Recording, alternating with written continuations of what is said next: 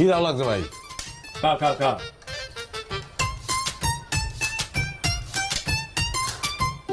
লাউনে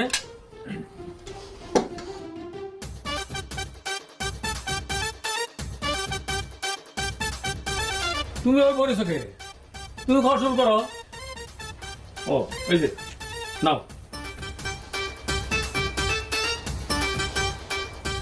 খাইতাছে কিন্তু সবগুলো লেছে মাছ। এ মনে আমার কিন্তু মুখে দিছি আমি মুখে। হ্যাঁ শুরু করে দিছি যে খাইতে আছে কেমনে? হ্যাঁ খাওয়ার সময় কথা কয় না। 2 পিস নিলে আমি কি নিয়ে খাবো? ডাল দিয়ে খাবি তুই? লাও নাও।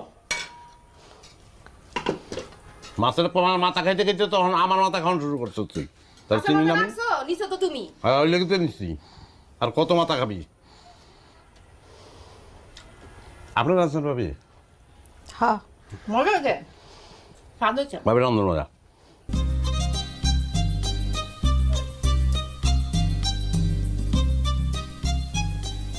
কি ব্যাপার, তুমি আমার সারা খাইতে বসে গেছো, তো আবার এই জায়গায়? খামো না তো কি করুম? দুপুরের মতো না খেয়ে থাকুম? তোমার তো আবার দয়ার শরীর, তোমার সামনে কেউ কান্নাকাটি করলে আর ঝগড়াঝাটি করলে হ্যাঁ করে তো খাইতে বয় দিবা। ও তুমি আরব্য কথা কইতেছো? শোনো, দুপুরবেলায় আরব যেভাবে ফাঁস দেওয়ার জন্য যাইতেছিল, আরে প্রতিবেশী হিসাবে এই সমস্ত ঝামেলা আমাকে মিটানো উচিত না?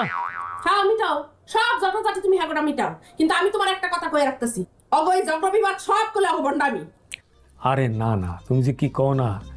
শোনো, সংসারে অভাব অনটন থাকলে সব জায়গায় এরকম স্বামী স্ত্রীর মধ্যে ঝগড়া ফেসাদ লাগেই থাকে। অবৈ ঝগড়া ফেসাদ তো সব খালি আমাকে খাওয়ানোর সময় হয়, তাই না?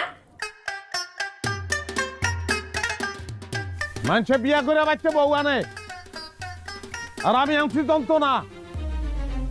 আমি মানবো না, আমি এগুলি মানবো না। আমি যন্ত্রণায় থাকবো আর সবাই শান্তিতে থাকবো।